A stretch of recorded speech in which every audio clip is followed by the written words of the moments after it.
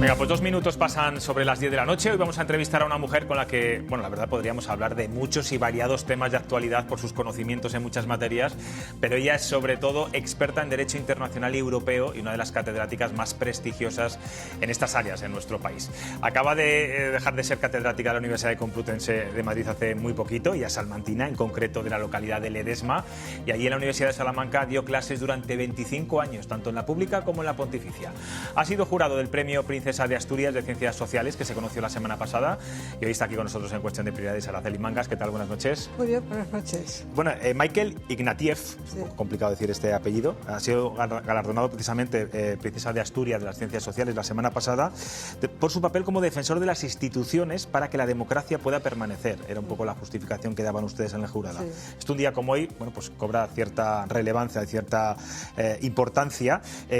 ¿Cómo está viendo usted el conflicto entre España y Argentina? Hay una sobreactuación del gobierno, como decían antes mis tertulianos. ¿Está haciendo el gobierno de España lo que tiene que hacer ante esas acusaciones del presidente argentino?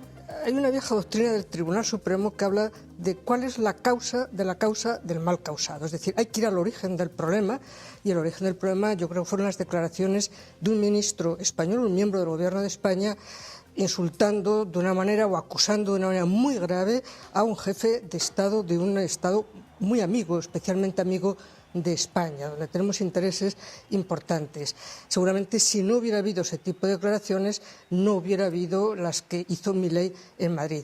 Yo creo que a quien le corresponde pedir excusas y de una manera sincera y oficiales es primero al señor Puente, y luego después, si Milei no lo hace, entonces es cuando ya podemos acusar de ser un presidente gamberro. Pero el ministro gamberro lo tenemos aquí en España, y eso nunca se debe hacer por parte de un miembro del gobierno, ese tipo de acusaciones tan graves a un jefe de Estado extranjero. Entonces el problema está en el gobierno de España, y por tanto ese ministro es el primero que debe disculparse. En cualquier caso, ¿usted cree que finalmente habrá una ruptura de las relaciones diplomáticas entre España y Argentina, como están ya de alguna forma amenazando? Sería una sobreactuación estúpida totalmente, porque desde luego la soberanía nacional no reside en la esposa del presidente, que se lea la Constitución el presidente del gobierno, ¿no?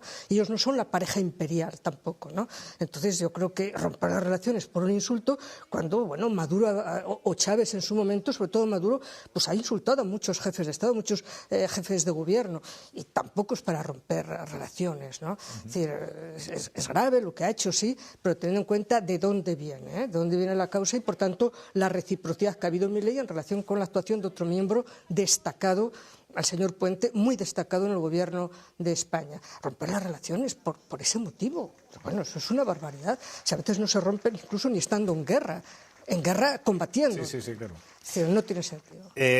Se están rompiendo las reglas básicas de la política internacional y sobre todo esa relación del gobierno con la oposición. Vamos a escuchar el miércoles seguramente al presidente del gobierno hablar otra vez del reconocimiento del Estado palestino sin el aval, digamos, del resto de partidos de la oposición.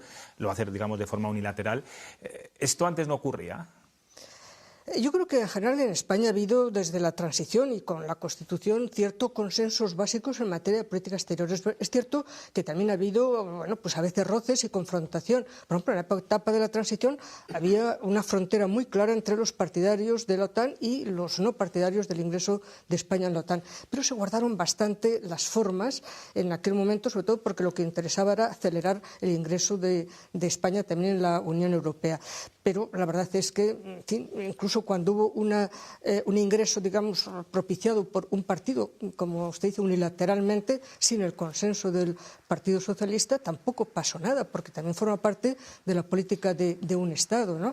Entonces, en aquel momento se consideró que aunque el gobierno socialista se opusiera, bueno, pues seguir adelante con el ingreso de España en la OTAN. Y el Partido Socialista defendió su posición, pero una mayoría de UCD y una mayoría también, porque CiU y PNV estaban a favor del ingreso de España en la OTAN con una serie de condiciones, pero se fue adelante y bueno, pues se votó a favor en mayo del 81, ¿no? Luego es verdad que llega el gobierno socialista, en octubre se cae el caballo, se da cuenta como San Pablo que tiene que convertirse a la fe atlántica, y en muy pocas semanas cambió poco a poco la posición del gobierno González. El Premio de Ciencias Sociales del que hablábamos antes defiende también que los políticos son los primeros que deben respetar la institucionalidad, ¿no? Sí. En este ambiente de polarización, de crispación, de lodazal, no parece, señora Mangas, que los políticos españoles lo estén haciendo, al menos, ¿no? Y hace tiempo, y no solo en política exterior, yo creo que en política exterior casi es donde menos, es decir, donde claramente han roto la institucionalidad es en la política interna, ¿no? Y precisamente nos interesaba una persona que ha defendido tanto que los políticos respeten las normas y que la democracia son reglas y que esas reglas se deben respetar, ¿no? Y yo creo que en España son los políticos y los partidos. Es decir, yo creo que la sociedad española es bastante sana, estructuralmente sana, y habiendo diferencias no se rompen las reglas y se reconoce al contrario la posibilidad de que alguna razón tenga.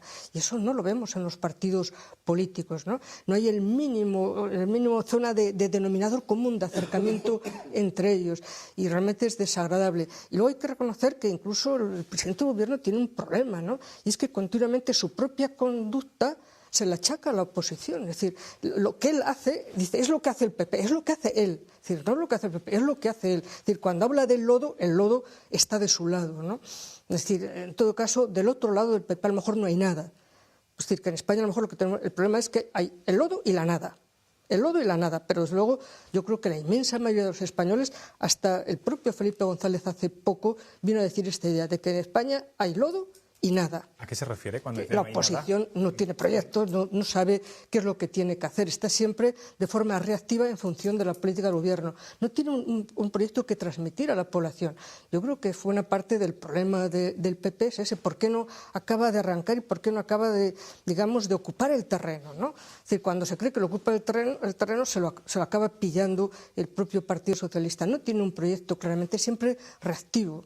Es decir, no tiene ideas propias. Ahora, por ejemplo, cuando habla de Europa, no se puede hablar ahora de la amnistía, siendo un tema que me puede preocupar y puede preocupar a gente, pero ese no es el problema ahora de cara a las elecciones al Parlamento Europeo. Tiene que saber muy bien qué es lo que pretende y saber ahora mismo que Europa está en un momento con una estrategia extraordinaria en esta legislatura, bueno, para poder despegar como potencia y que plantea políticas transversales, horizontales muy importantes que van a cambiar nuestra vida y que van a cambiar también el propio proyecto europeo, de haber sido hasta ahora un proyecto simplemente de convivencia para que no hubiera guerras, garantizando bienestar y prosperidad de nuestra población, además de la libertad.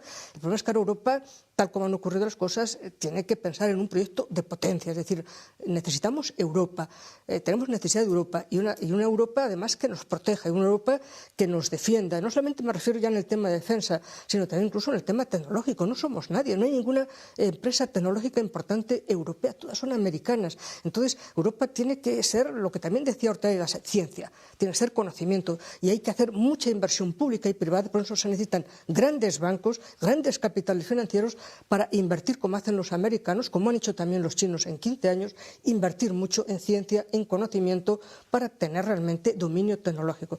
Y quien tiene dominio tecnológico, investigación militar, investigación tecnológica, investigación espacial, será el que pueda tener capacidad de influencia y, por tanto, ser decisivo en política exterior y también en caso de defensa. Hay que te respeten. Pero qué poco se habla y se va a hablar seguramente en esta campaña electoral de todo esto que está diciendo. Si tuviera un proyecto, ¿qué es el proyecto que ahora mismo se está manejando en Europa? El proyecto de Enrico Letta, el informe de Enrico Letta, el informe de Draghi, es decir, la necesidad de que Europa tiene que cambiar sus políticas y que tiene que ponerse en forma y que si no vamos a ser absolutamente irrelevantes en el futuro inmediato, en el futuro que es ya hoy mismo. Entonces hoy Europa no puede actuar como ha estado actuando hasta ayer. La guerra de Ucrania, la pandemia misma, el tener hipotecada nuestra producción en China, el tener hipotecada, y no somos capaces de defendernos desde 1914, desde la Primera Guerra Mundial. Tenemos siempre que depender de otros y estamos gastando en defensa los 27 más que Estados Unidos y no nos sirve de nada. Entonces esto tiene que cambiar, tiene que haber una base industrial muy clara, tecnológica y de la defensa que nos garantice un futuro ya inmediato en el que podamos tener autonomía. Y para eso hay que invertir mucho, ¿eh? Y señor Mangas, en este diagnóstico que ha hecho usted entre el lodo y la nada, también se está cuestionando mucho últimamente en este país si somos un país democrático, si está en juego también el Estado de Derecho, la libertad de prensa, la libertad de expresión.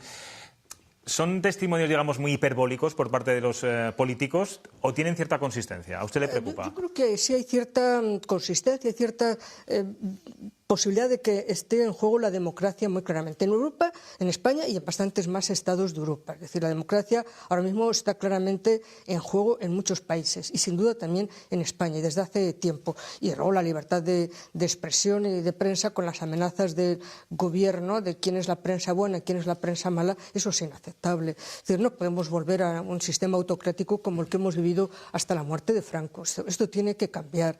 Es decir, los partidos políticos no pueden, sobre todo el partido que está en el gobierno, que siempre es más responsable que el que está en la oposición, sobre todo porque el del gobierno no puede dedicarse a hacer oposición a la oposición. Entonces yo creo que tenemos un problema grave de democracia y sobre todo también nos desconsuela que esta Constitución, que ha servido durante muchos años para hacer de España una de las mejores democracias plenas, pues esta Constitución sirve también para una autocracia. Y eso es desesperante, eso es muy preocupante, que el mismo texto constitucional sea un trampantojo para determinados partidos. O sea, simplemente una careta, una pantalla para disimular acciones autocráticas muy peligrosas, ¿no? Creo que... Quiero preguntarle por un tema de actualidad. Es el fútbol, no me he equivocado, de entrevistada ni de pregunta. De fútbol no quiero absolutamente nada. No, pero quiero preguntarle porque usted estuvo en el comité. Sí, pero por eso mismo no quiero... No quiere decir nada. Luego porque usted salió... Es repulsivo, el fútbol... Déjeme que lo explique, porque es importante que mucha gente no lo sabe. Usted estuvo dentro del comité deontológico o ético de la Real Federación Española de Fútbol. Comité jurisdiccional de ética. De ética. Y bueno, varios expedientes que este comité, entre ellos usted, abrió por el caso Arandina, bueno, casos también de racismo en el Español. Sí. La cúpula de Rubiales lo que hacía era, creo que lo ha dicho usted textualmente, lo tiraba a la basura. Sí, a la papelera. A la papelera. Usted se sintió frustrada y dimitió. ¿Entiende ahora mismo, o después de todo lo que está pasando en la Real Federación de Fútbol y el caso Rubiales, usted ahora dice, bueno, qué bien hice? Totalmente. Fui la primera, junto con la vicepresidenta de Integridad, Ana Muñoz Merino, una catedrática de Derecho Financiero, y a las 24 horas lo hice yo inmediatamente la emisión. Bueno, que además íbamos a abrir un expediente, bueno, yo lo dejé firmado a un vicepresidente y eso automáticamente sabíamos que eso era declararle la guerra directamente al presidente, porque quien vota al presidente son los vicepresidentes, ¿no? O sea, que se sentían utilizados de alguna forma. Totalmente, nos llevaron como pantalla. Vamos a decir que esto parece que estamos haciendo algo para no hacer nada. Sí, pero vamos, no quiero hablar de ese tema. Fue tan desagradable. Bueno, pero me parece interesante que además usted dimitiera y que lo viera antes venir todo lo que estamos viendo ahora. Usted ha escrito varios artículos periodísticos nacionales sobre el proceso y la amnistía. ¿Puede la amnistía pararla realmente la Unión Europea? ¿Tiene capacidad Bruselas para hacer respetar el Estado de Derecho? ¿O también tiene sus límites y sus tiempos, sobre todo? Depende de las circunstancias, sí que puede defender y proteger el Estado de Derecho. Lo ha hecho en el caso de Polonia, lo ha hecho en el caso de Hungría, lo ha hecho en el caso de Rumanía. Y en el caso de España, la verdad es que los jueces, cuando les lleguen las solicitudes de reconocimiento de la amnistía, sí que se pueden plantear algunas cuestiones fundamentales del derecho de la Unión Europea, en relación sobre todo si la ley de amnistía altera la distribución de competencias, también el principio de igualdad, naturalmente la tutela judicial. Hay varios aspectos importantes, incluso la propia euroorden, que no permite que pueda ser cambiada por ninguna ley interna, ¿no? Entonces, cuando le lleguen esos casos a los jueces, especialmente el Tribunal Supremo, pues pueden plantear un prejudicial. Ese prejudicial inmediatamente paraliza la petición de amnistía de esa persona. Incluso el Tribunal Supremo tiene una capacidad que se lo da el derecho de la Unión Europea, que ya ocurrió en relación, por ejemplo, con la Cámara de los Lores y una ley de pesquerías, ¿no? Entonces, el Tribunal de Justicia dijo que el juez nacional competente de un caso en el que considere que incluso la única forma de proteger el objeto final de la sentencia, que se puede aplicar su sentencia, es suspender la ley nacional, esa es una competencia que se la da el derecho de la Unión Europea. Es decir, que los jueces nacionales pueden hacer todo lo que sea necesario, o sea, entiende, todo, o sea, no un poquito, todo lo que sea necesario para garantizar finalmente la protección de la sentencia prejudicial. Entonces, la Cámara de los Lores, cuando le llegó ese caso, pues inmediatamente suspendió, y eso que el derecho británico no permite al Parlamento, no permite que las leyes del Parlamento o actos de la Corona puedan ser suspendidos por ningún juez británico. Y sin embargo, el Tribunal de Justicia le dijo que si consideraba que era la única forma de parar para proteger los posibles derechos de los pescadores españoles, que suspendiera tragara la ley. Y efectivamente se lo tragó. ¿Cree usted que el proceso es pasado, como dice el Partido Socialista en Cataluña? Bueno, es que eso es muy radical. Es decir, no sabemos si va a volver. Al fin y al cabo puede llegar a volver, puede reverdecer, ¿no? Es decir, que ese proceso que vivimos es verdad que está en cierta medida ya claramente finiquitado, y las elecciones, sobre todo el pueblo catalán, lo ha dicho muy claramente, ha desautorizado clarísimamente a todos los líderes del proceso. Entonces, bueno, desde ese punto de vista sí que está finiquitado, pero eso no significa que no pueda reverdecer y que otros líderes vengan con ánimos parecidos, o que estos mismos, si se mantienen, lo intenten por segunda vez, porque lo han dicho y se le dan las circunstancias y saben manejar muy bien los tiempos y, digamos, la forma de chantajear al gobierno de Madrid, pues pueden llegar a volver a reverdecerlo y volver otra vez a las andadas, ¿no? Es decir, eso no nos va a privar, pero lo que ocurrió yo creo que ya es un punto de aparte. Pero no es el gobierno, está muy claro que ha sido el pueblo que vive en Cataluña, el pueblo que ha ido a votar, ha dicho claramente que aquello, pues al final fue realmente una payasada, ¿no? Vamos a ver qué le preguntan también nuestros compañeros periodistas que están aquí escuchando atentamente. Fernando.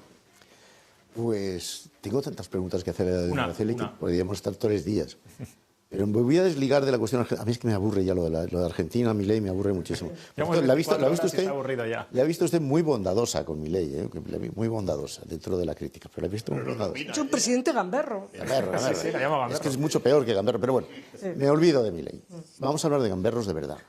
Oiga, ¿y si gana Trump en noviembre, qué hacemos? ¿Dónde nos exilamos? ¿Le pedimos a Musk que nos ponga en el cohete a Marte o qué hacemos? ¿No? Lo digo de verdad. Sí, no, hay preocupación porque naturalmente eso a Europa nos va a afectar mucho. Por eso yo creo que también se está acelerando bastante la idea de tener un pilar industrial propio de la defensa, de construir juntos, investigar en materia de armamento, en el ámbito espacial, y tener una vida propia en la que no queremos realmente romper los vínculos transatlánticos, pero queremos, digamos, tener nuestra propia autonomía y no depender de un presidente que cambie de humor en Estados Unidos, y sobre todo que ya ha dicho que ellos no van a defender. También Biden, no olvidemos, cuando lo de Afganistán lo dijo muy claramente, que ellos no van a hacer las guerras de otros. Lo dijo muy claramente. Y que desde luego no mantenía los 6.000 soldados para que pudiéramos nosotros acabar de sacar. Y Borrell no encontró 6.000 soldados en los 27 estados para enviarlos a Afganistán y hacer el relevo en el aeropuerto, ¿eh? Es decir, que eso es grave lo que ha pasado, ¿no? Entonces yo creo que la idea de que esto tiene que cambiar, de que en defensa tenemos que cambiar, y que en defensa no es tanto un problema de cesar, de dejar, digamos, de dar soberanía a las instituciones de Bruselas, sino fundamentalmente tener una política propia industrial de defensa, producir nosotros armamentos, investigar nosotros y tener nosotros nuestra propia base industrial de la defensa. Y eso se está acelerando. De hecho, se están haciendo compras conjuntas en los propios fondos de Next Generation, el propiciar empresas que se dediquen a la investigación y a la producción de armamentos. El propio futuro avión de combate ya está apalabrado, ya está en plena construcción, el tanque, etcétera. Todo esto se está cambiando bastante y yo creo que Europa puede tener en unos años unas condiciones. Y efectivamente es que si llega... Usted está asustada como yo, que sí. Sí, un poquito. Putin y Trump, Dios mío, sí. ¿en qué nos pueden dejar? Sí, ¿en qué nos pueden dejar? Porque efectivamente Putin puede atacar a otros estados y entonces nos mete en un embrollo importante, ¿no? Y además no sabemos si Estados Unidos vendría, si hay un ataque a Polonia, por ejemplo, a los bálticos, si participaría o no. Si participaría. Entonces, naturalmente, es una situación muy grave. La OTAN, ¿no? Y no corras. Claro. Esther. Sí. Pues yo, hablando de Europa, y yo soy muy pesimista en cuanto a que no veo un liderazgo claro. Es decir, yo creo que la última persona o la última mandataria que hubo fue Angela Merkel, que tenía una cierta capacidad de liderazgo, pero no sé si usted vislumbra un Konrad Adenauer o un Jacques Delors o un posible Mitterrand, Blair, alguno que lidere un proceso, o Felipe González, por supuesto, que jugó un papel muy importante también en aquella Unión Europea. Alguien que juegue un papel parecido y que haga de Europa algo distinto a lo que es ahora, ¿no? Bueno, Europa ha respondido muy bien a las últimas crisis, porque el liderazgo en Europa es liderazgo horizontal, disculpen, el liderazgo horizontal, ¿no? Transversal, ¿no? Y democrático. Muy democrático, claro, y teniendo en cuenta además las distintas sensibilidades que hay en los Estados miembros. Es verdad que hubo los años 90, es la referencia por excelencia, lo hemos dicho, Felipe González, Thatcher, Mitterrand, Kohl, es decir, es que eran grandes, ¿no? Pero nadie actuaba solo, es decir, no había una utilización unilateral del poder que da Bruselas, sino que la utilizaban conjuntamente. Y Kohl y la señora Thatcher y el señor Mitterrand le gustaba, lo decían a veces en broma, un pobre en la mesa, y llamaban a González, ¿no? Es decir, tener también a otros dirigentes, no, lo decían un poco en plan de broma, pero... pobre como país. Sí, como pobre como país, y que les bastaba con ellos tres, pero nunca les gustaba estar solos. Y de vez en cuando también a los del Benelux, es decir, tener eso, rodearse de una corte, porque efectivamente el liderazgo en Europa es horizontal, ¿no? Entonces, es verdad que eran grandes líderes. Ahora no tenemos grandes líderes, tampoco los tuvimos en las épocas anteriores, ¿no? Pero yo creo que Europa sí ha demostrado que las instituciones funcionan, y que han funcionado muy bien, y que los líderes han dejado actuar a las instituciones y han ayudado, han empujado con las instituciones, porque hemos pasado unas crisis tremendas, y se ha funcionado muy bien, como nunca nadie pensó. La pandemia es un ejemplo, ¿no? Es un ejemplo, pero el Brexit también. El Brexit fue un ejemplo de unidad, ¿no? Y de encargar a un comisario francés de la negociación, y decirle a los Estados que lo del divide y vencerás, que tanto le gusta a los británicos, ni hablar, caer en esa trampa, y que nadie hablara con el Reino Unido, solamente el poder negociador que tenía la Comisión con el comisario Barnier, y nadie negoció, los polacos por su cuenta, nosotros a ver cómo sacamos tajada en relación con Gibraltar. No, es decir, se funcionó muy bien, se funcionó fantásticamente en la pandemia, y en ese caso sí que fue Macron y la señora Merkel la que en una conferencia en el mes de abril decidieron lo de los fondos. No fue una iniciativa española, no había que hacer pasillo a nadie, porque eso fue, en todo caso, a quien tendríamos que hacer pasillo es realmente esa conversación famosa telefónica, y que luego se cerró por completo el 18 de mayo entre Merkel y el señor Macron. Y ellos decidieron que había que hacer esa ayuda, que lo que había pasado en la crisis del 8 al 16 no se había actuado bien, y que había que ayudar a los dos países que habían llevado la peor gestión de la pandemia. De hecho, la mitad de los fondos son para Italia y para España, ¿eh? Es decir, y se funcionó en horas. Es decir, es verdad que las primeras semanas en el mes de marzo quizá la Unión no funcionó bien del todo, porque estábamos todos bastante impactados, ¿no? Pero en mediados de abril ya estaba la solución, y que se investigaría y que se darían grandes fondos para la investigación. En menos de un año hubo vacunas, y luego después además se financiaron por parte de la Unión las vacunas, una parte de las mismas, y la propia distribución y la compra fue conjunta. De hecho, la lección de la compra conjunta de las vacunas es lo que se está haciendo ahora en la compra de armamentos, compra conjunta de armamentos. Nada de cada uno ir por ahí a cada supermercado a comprar, sino hacer compras conjuntas de armamentos para que sean interoperables, entre otras cosas, ¿no? Bueno, yo quería hacerle un comentario un poco para sumarme al optimismo europeo.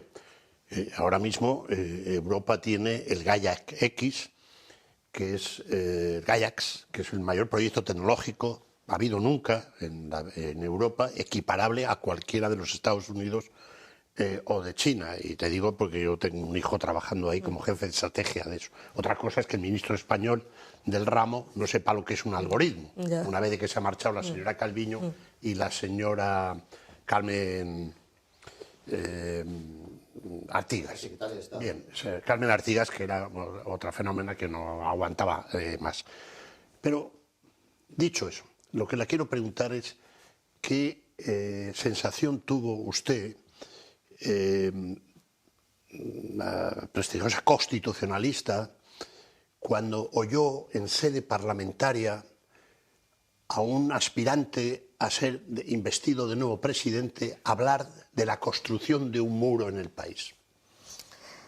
Pues es lo más antieuropeo, porque cuando terminó la Segunda Guerra Mundial, el país vencedor, Francia, inmediatamente le ofreció la mano a Alemania. Pero inmediatamente, termina la guerra en el 45 y en el 50, 5 años después, Francia le quiere dar la mano y le pide a los alemanes que le ayuden a construir Europa.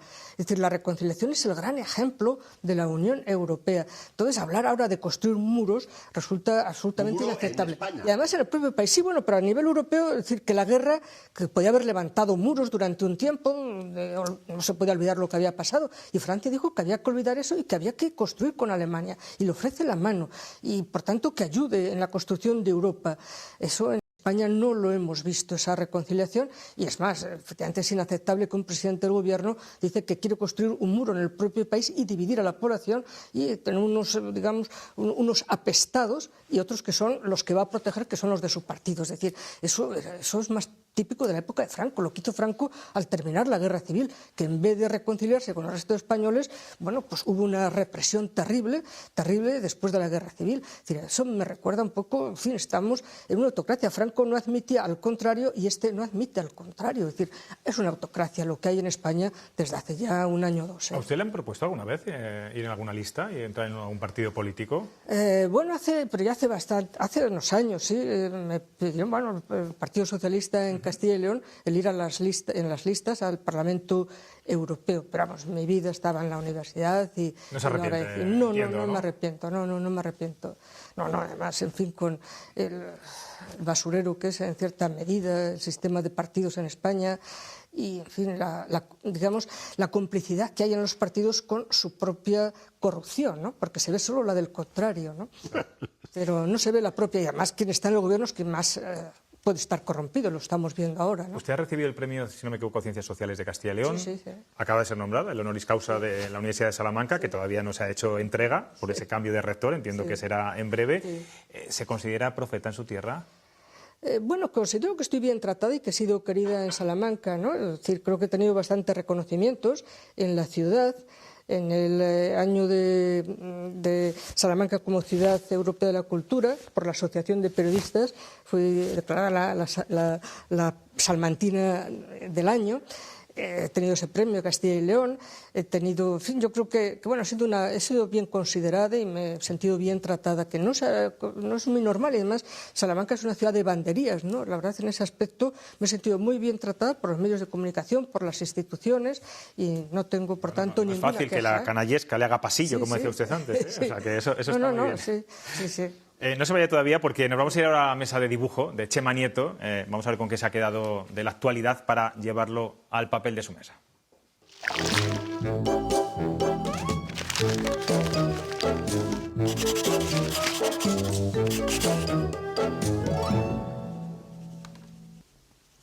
Hay noticias que no entiendo, por más lámparas que enciendo. Una bola de fuego que volaba a 161.000 kilómetros por hora y a 122 kilómetros de altura iluminó fugazmente la noche oscura de España en la madrugada del sábado al domingo. El domingo creó también gran conmoción otra bola de fuego, pero hablaba con acento argentino. Ya brilla la actualidad en nuestra comunidad. Bueno, viva la libertad, carajo, dice ahí Milei. Yo sé que aunque a Fernando Jero que le aburra ya lo de Argentina, pues te vas a tener que aburrir mucho estos días, porque es el tema. Más que me aburre, yo quiero mucho Argentina, te lo digo de verdad. Y me parece que no hay derecho que los argentinos estén tradicionalmente tan mal representados, porque Milei no es ni siquiera el peor, probablemente, de los argentinos presidentes que hemos conocido. Acuérdate del Brujo y acuérdate de toda aquella época siniestra que vivimos. Acordaos todos. Qué mala suerte tienen los argentinos y qué bien sobreviven como país. Y no te olvides de los anteriores a Milei. Sí, porque Menem tampoco... Menem y Kirchner. Kirchner, sí. Sí. Ahora están todos en Marbella. Yo cuando la época del Corralito tuve que ir a entrevistar al presidente y entonces era un señor que se llamaba Rodríguez Sá.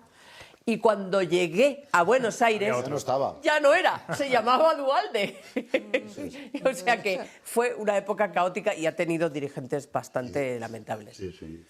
Pero Alfonsín, tuvo Alfonsín. Sí, bueno. Tuvo Alfonsín. Sí. También. Eso hay que decirlo. Y es una pena porque es uno de los países más ricos del mundo. Sí. Tiene de todo. Y una ciudadanía tiene petróleo, tiene gas, tiene diamantes. Muy preparada, tiene oro. Muy culta. Pues alguien lo deberá explicar. Cómo, siendo una sociedad tan preparada, elige a esta gente, ¿no? Bueno, pues ahí están las elecciones totalmente democráticas en Argentina y ahí están. Bueno, claro, es exactamente. Araceli Mangas, muchas gracias por estar aquí. A vosotros. Es un honor de verdad haberla entrevistado porque tenía yo muchas ganas. No me ha dado clase, pero casi. Hemos estado muy cerca de las aulas. Sí. Bueno, pues espero que el honoris causa en breve se haga esa ceremonia. Bueno, pero no, tampoco, ya yo creo que después del verano. Ahora ya después del verano, vale. Sí, bueno, pero fue a finales de año cuando se le concedió, digamos. No, fue en diciembre, año, efectivamente, sí. fue en diciembre, Bueno, sí. Bueno, veremos. Gracias de nuevo por estar aquí. Gracias.